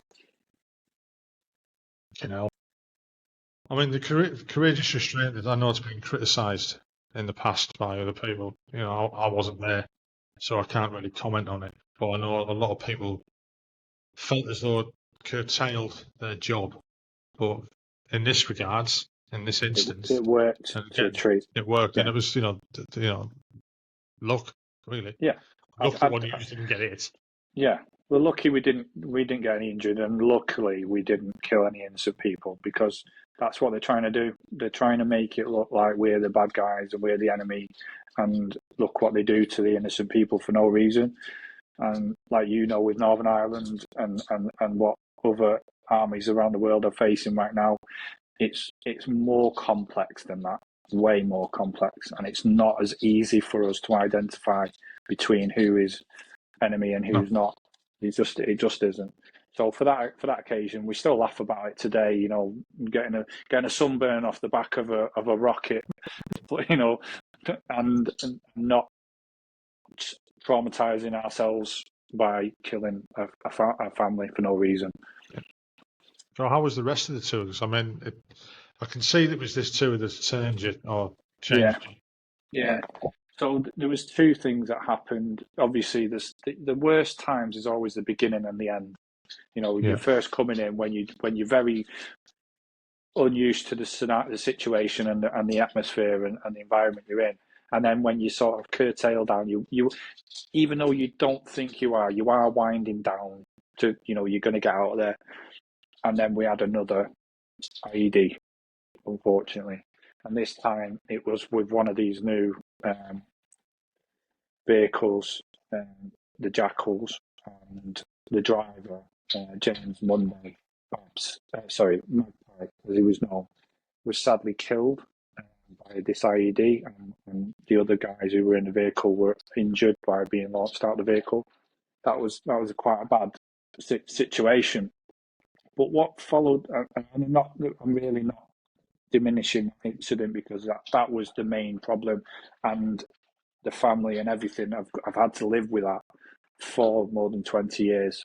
It's a horrendous situation, but it kind of goes back to what you said about the rumours that happened. Yeah. And I didn't know this because I was on the ground at the time in theatre, but the rumour mill had kicked into gear, and it got back to my family that I was the one that was killed, and not Babs.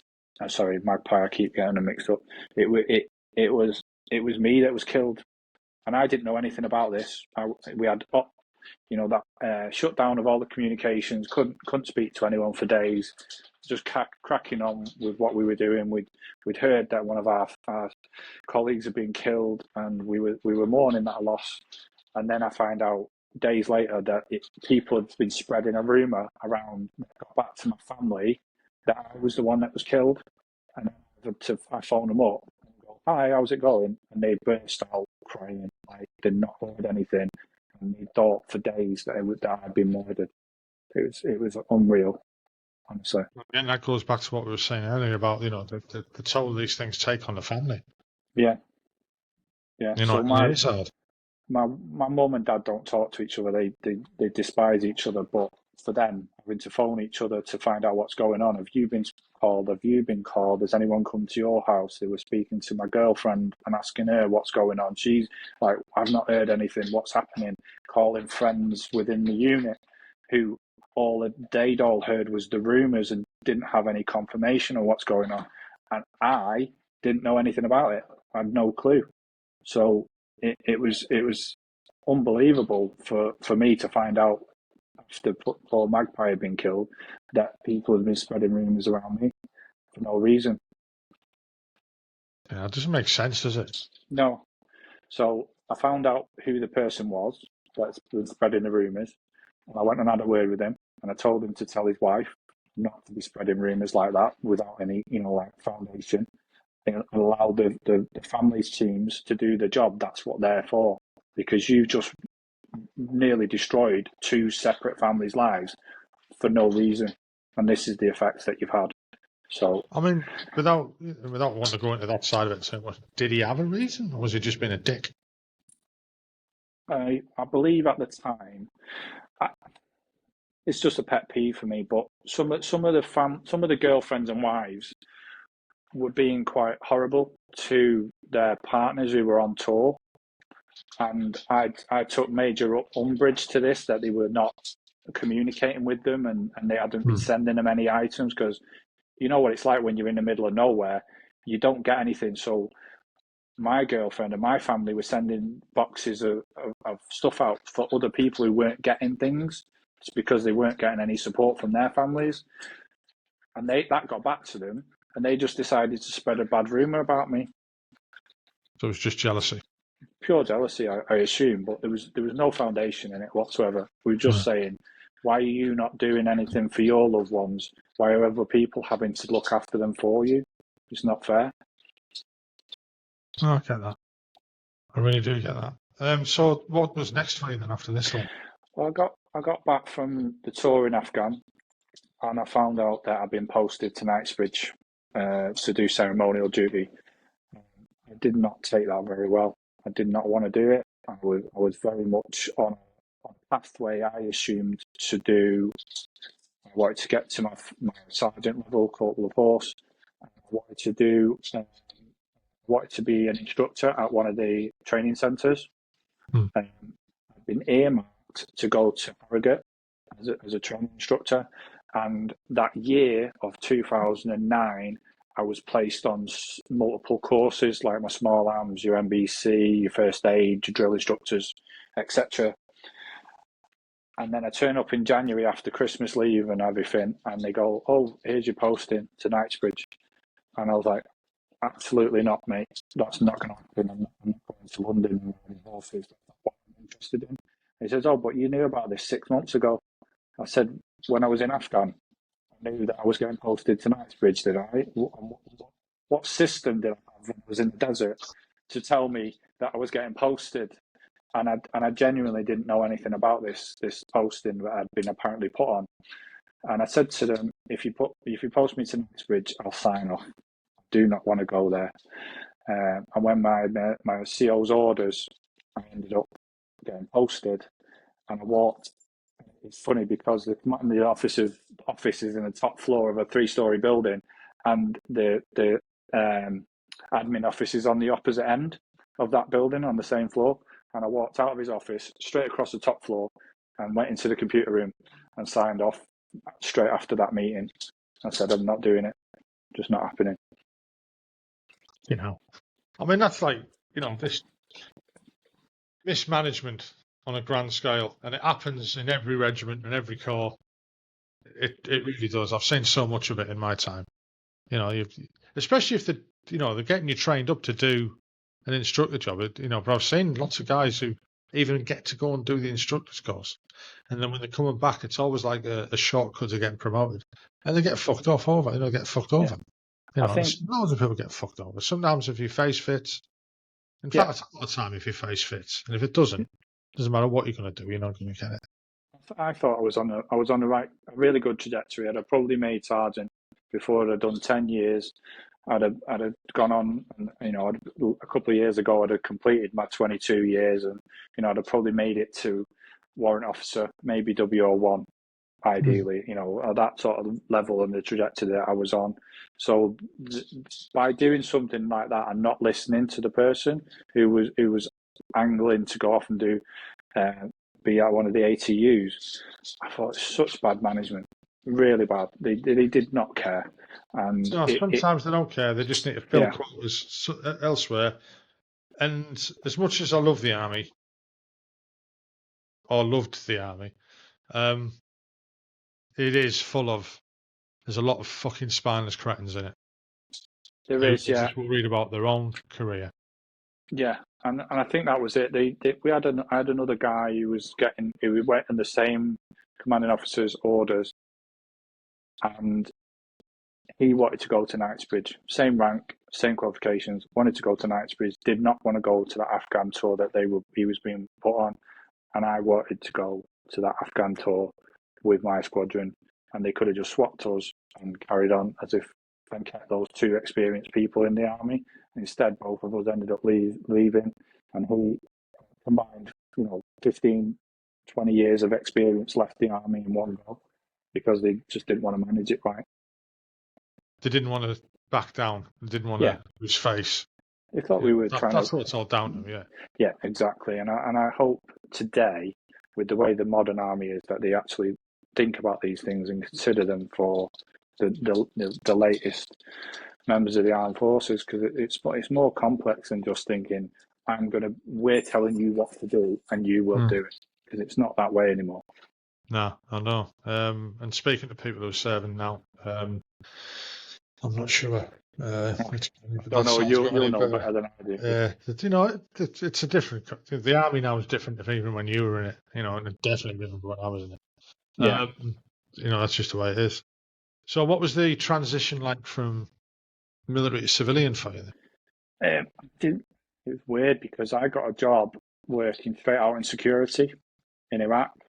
So I literally just swapped one uniform for another. I honestly, I left in January of 2010 and was in Iraq in January 2010, within weeks. And I did that, and it just felt like I'd gone to go work with the military again. I didn't really feel like I'd transitioned the right way, like a lot of people do, and go and do office jobs or go and transition into the emergency services or something normal. It was literally just like, you've took that uniform off, now put this uniform on, and you're carrying weapons, you're working armoured vehicles, you're dealing with IEDs, you're dealing with people contacting you, shooting at you. It was just the same thing, but with less support and less protection. And I did that for about 7 years after I left the army. That's a long time. Yeah. I spent a total in the Middle East, 5 years in total in the Middle East, just working there. So I did Libya, Iraq, Afghanistan with security, just doing that. And it was, some of it was quite good fun, some of it wasn't. The oil fields, terrible. Doing the diplomatic work and working with the FCO, working with the European Union, things like that. That was really good. I enjoyed that. So these were all private companies? Yeah, private companies. I worked with Garda World, I worked with Aegis, and SOC, which is an American company. I did a lot of work out there with various companies. I did most of my work with the government entities like the European Union and the Foreign Commonwealth Office, as it was then. And then I did a little bit of work with the oil and gas industry as well, which I wouldn't recommend for anyone. It's horrendous. I mean, I've spoken to guys before who've come up and went straight into CP work and security work and stuff like that. And you're right, you don't transition to being a civilian until you've left that job. Yeah. And like you said, I mean, that was 7 years later that you finished doing that. Yeah. So, I mean, that must have been a bit of a... I mean, what made you stop doing that? Well, I had another child, which was the major thing. I'd left my wife with the children and gone off. I was in the military, then I went off and did security. So 7 years of me, nearly 10 years really, of me being away from her, just raising the children. And I really got to a point where, right, we're having another baby. I actually want to be home for this one, and I stopped working, and I did a 6-month stint of not working so that I could be there with the baby for once, and actually raise my own children. And that sort of changed my mind towards being away from them as much as I was. And definitely, in fact, there was an incident that happened in Afghanistan. I was on my way there, and the guys had flown out. There were 2 packets. The first packet went out early, and I was coming in the second packet while we were getting our visas sorted out when we was in Dubai. And I heard that the compound, the hotel we were staying in, had got attacked, and loads of the clients and some of the security and everything had got killed before we got there. And the lads who I knew who were out there were calling us, telling us, "Don't come. It's really bad. Everything's gone really, really west." So I literally was sat on my computer at the time writing an email to the company telling them I'm not coming, and I get an email from them with tickets saying, "Oh, you're going back home." It was the most joyous occasion that I had ever, to know that I didn't have to go there. And I ended up going back to the UK and trying to figure out how I could do a job back here in the UK, which was completely alien to me at the time. So I ended up transitioning over to what we call executive work in the UK, which is basically doing close protection, but for wealthy people here in England, and I did a bit of work in Europe as well. But that then lasted for another 5 years of me doing security, but based out of London predominantly, and then I did a little bit of work over in France, but it wasn't quite to the same level. I was doing all of the hostile work, as we call it.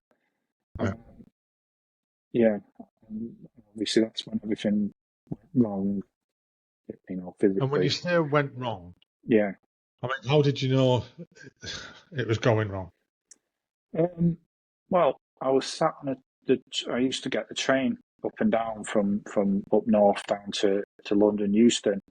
I was sat on the train crying one day for no reason. Just didn't understand, and I was trying to hide from the people that were sat on the train with me. And I phoned my friend because I didn't want to phone my wife and be crying to her and say, "I can't stop crying. I don't know why." And he said, "I do, because it's happened to him." And he explained to the situation. He said, "You need to speak to your wife and tell her what's going on and speak to your family." So I did. And she said, "I want you to get off the train, get on another train and come straight home. I don't want you to go back to work." And that's exactly what I did. I didn't even consider all of the ramifications that would be involved with it, but I ended up coming back home and giving up work and having to then go through a long period of recovery to be able to get to where I am now. I mean, did you go and see your GP? Did you approach anyone like that to start with, or was it? Did you? I mean, like, I'll rephrase that. I'm lucky that when I needed help, I knew about Up Courage. Mm-hmm. Because it was in papers and stuff like that. And again, with doing so much of the podcasting, I started looking more into what organisations are out there and stuff like that. So I went through the NHS. I spoke to my doctor. That was an experience in itself, just getting into that. But that's by the by. But Up Courage kind of really worked for me. Within a month, I was in counselling, which I think is pretty quick. Yeah, it didn't exist at the time. When I was struggling, there was another program called TILS, which became Up Courage as it later evolved into that and got swamped into the NHS as you experienced. But Up Courage as an organisation and as a program didn't work, or wasn't even there then. The major issue that myself and especially my wife, who was having to deal with it, was to try and find where to go to get the help. And it wasn't easy. It wasn't just on a plate for you to go, right, what do I need? That's where to go. So she had to do a lot of work to go and find me the support that I needed. And there just wasn't a drop-down box, click here and go there and you get this. So I did go to the GP. The GP did, obviously does the usual, prescribes medication and then assesses you and tries to help you. And but it wasn't the GP that helped me. It was us trying to find it and get to those resources that we had to discover ourselves. which is a sad state of affairs, because you think that, you know, the Royal British Legion, and Help for Heroes, and people, the big organisations like that are there for everyone. But unfortunately, they're not big enough for that. And two, they're not for everyone. You know, No, and like what we'll go on to what we're doing now, that's exposed that quite a lot, really, as to what the bigger organisations can and can't do. But ultimately, we did get the support eventually. We did get to work with the likes of Walking with the Wounded, and I've got good friends who work for them now. Did go through the till service and get the therapy, but it took a very, very long time. I'm talking about a year before we even got any sort of treatment. I did do some work with a program that's called Op Nova. It was then Project Nova. Yeah, I've heard about Nova. It is designed for people who've gone through the justice system, but the actual caseworkers and the people that work for them, at the time, the lady that I worked with was really, really good. She was probably the standout person of all of the services that we experienced. That she just came in, took over, helped us out, and just relieved all the pressure. It was incredible, and that's kind of the format that I use now in what we do going forward. I mean, we'll get onto that bit now then. Yeah. So you formed the NAAFI Break CIC. Like I said earlier before we started, I never even knew what the CIC bit stood for. I never even bothered looking it up. Yeah. So what made you decide to do this? Reconnection was the main thing. I needed to speak to people like me who understood what I'd been through, and I understood what they'd been through, and get that camaraderie and that kinship back, because I left the military on a sour note. The way that I felt they treated me, and the way that happened, I did not want to reconnect with them at all. I despised the whole regiment for a period. So I came to the realization that I needed to be around people like me again, the ones that made me feel safe and the ones that understood me. So we started just a meeting group where people could come, if they wanted to or not. And it really was something that was needed. It really took off quite quickly. We started on the first day, we had like 10 people turn up, and we just advertised it on Facebook, and 10 people turned up. I was like, wow, I didn't expect that. And then that slowly grew, 15, 20, 25 over the matter of months. And then what we noticed as well was it wasn't just ex-service members, it was family members, it was partners, it was parents, it was children of, it was siblings, it was anyone who was a connection to the armed forces felt like they wanted to be involved and wanted to take part in it.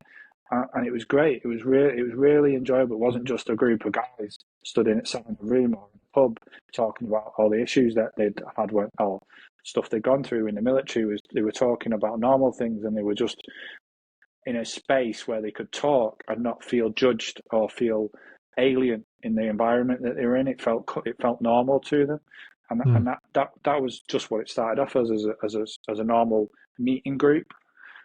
And then as we went on a year, it realised that we couldn't continue in the same format that it was, because we were having to self-fund it.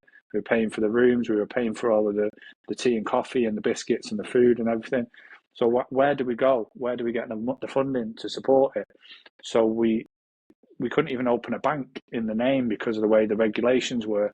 So we had to formulate ourselves as a community interest company, which is what the CIC is, so that we could get money to invest into doing what we were doing.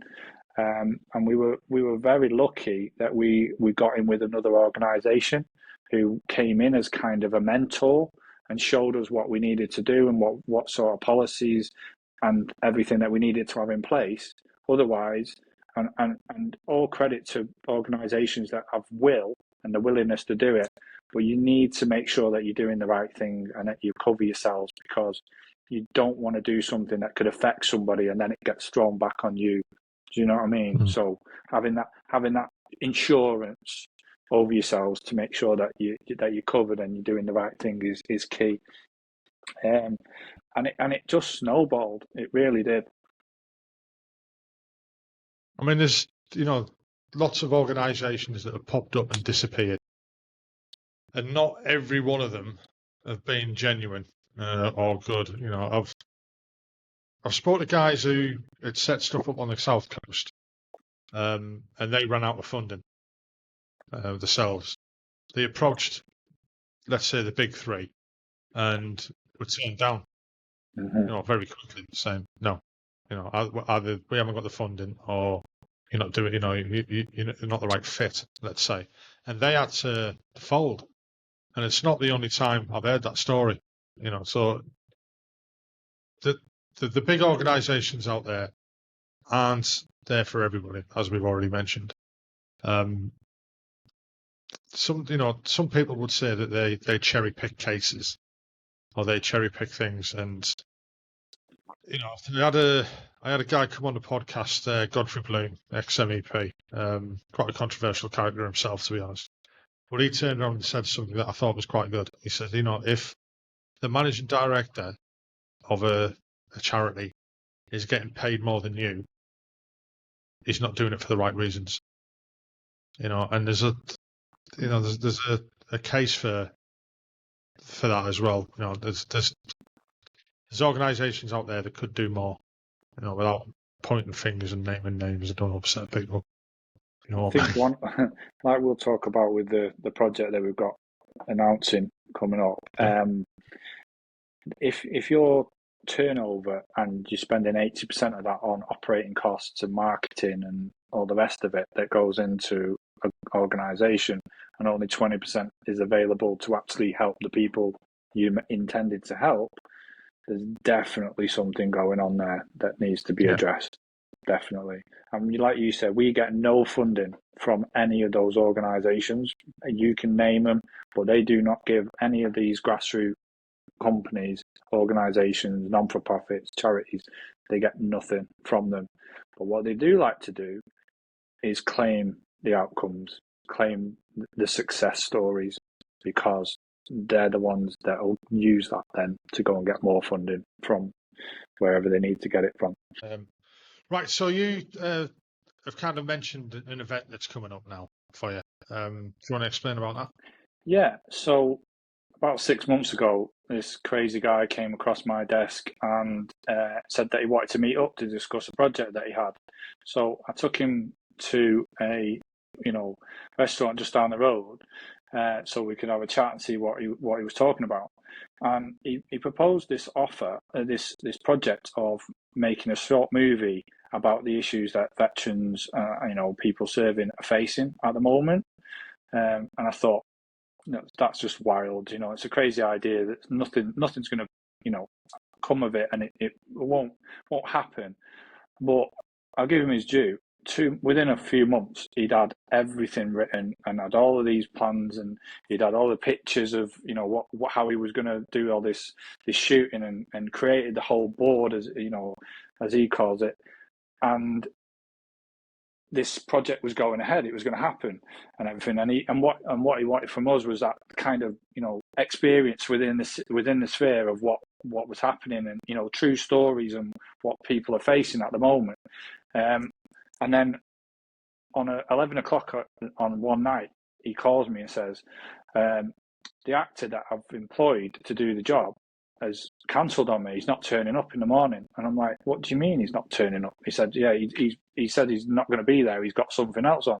I'm like, well, that's not on that. It's not fair. You've paid him and he's not going to turn up. He said, have you got a beret? I said, yeah. I said, have you got your medals? I said, yeah. He said, can you be at this place in a graveyard at 5 o'clock in the morning? I said, yeah. And he said, I need you to stand in for this actor because I've got everything set up and I can't change it, because he's paid for all these people to, this set to be done, and got authority to be there. So you can't just change it like that. So 5 o'clock in the morning, I'm in a graveyard, standing in for an actor. Never acted a day in my life. Never been in front of a camera doing anything. being directed by Richie Thrower, who I know you know very well.